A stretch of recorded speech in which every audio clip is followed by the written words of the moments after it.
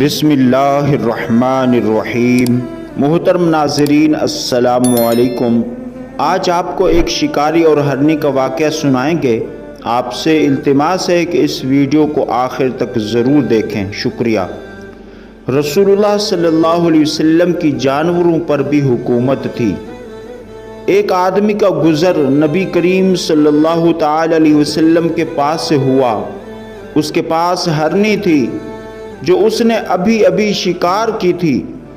جس اللہ سبحانہ و تعالی نے ہر چیز کو قوت گویائی عطا فرمائی ہے، اس نے اس ہرنی کو بولنے کی طاقت بھی عطا فرما دی۔ ہرنی نے آقا کریم صلی اللہ تعالی علیہ وسلم کی بارگاہ میں عرض کرنے لگی، یا رسول اللہ صلی اللہ علیہ وسلم، میرے بچے ہیں، میں انہیں دودھ پلاتی ہوں اور ابھی وہ بھوکے ہیں۔ آپ صلی اللہ علیہ وسلم اس شکاری کو ارشاد فرمائیں کہ یہ مجھے چھوڑ دے، یہاں تک کہ میں جاؤں اور اپنے بچوں کو دودھ پلا کر واپس آ جاؤں۔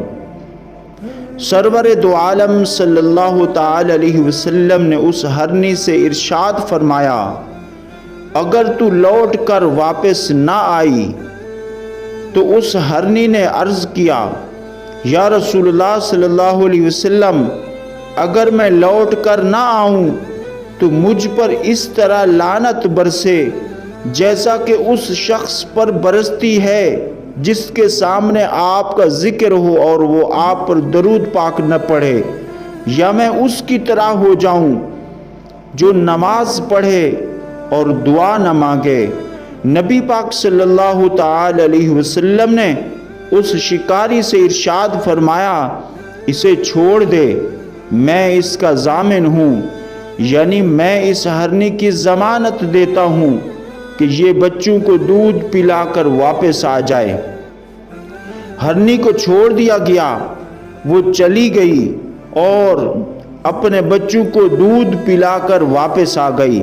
اتنے میں جبریل علیہ السلام حاضر خدمت ہوئے اور عرض کی، یا رسول اللہ صلی اللہ علیہ وسلم، اللہ تعالیٰ آپ کو سلام ارشاد فرماتا ہے اور فرماتا ہے کہ مجھے اپنی عزت و جلال کی قسم، میں آپ کی امت پر اس سے بھی بڑھ کر مہربان ہوں جتنی یہ ہرنی اپنے بچوں پر مہربان ہے، اور میں قیامت کے دن اسے آپ کی طرف لوٹا دوں گا جیسا کہ یہ ہرنی آپ کے پاس اس وقت لوٹ کر آئی ہے۔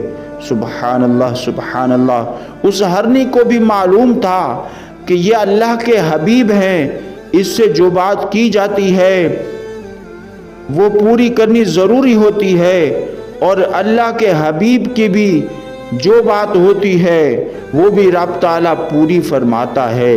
اور اس کو بھی معلوم تھا کہ اللہ کے نبی کے صدقے میرے بچے آج دودھ پی سکیں گے، میری ان سے آخری ملاقات ہو سکے گی۔ سبحان اللہ، سبحان اللہ۔ ہمیں بھی آقا علیہ السلام کا ادب و احترام اور ان سے محبت کرنے کی توفیق عطا فرمائے، آمین۔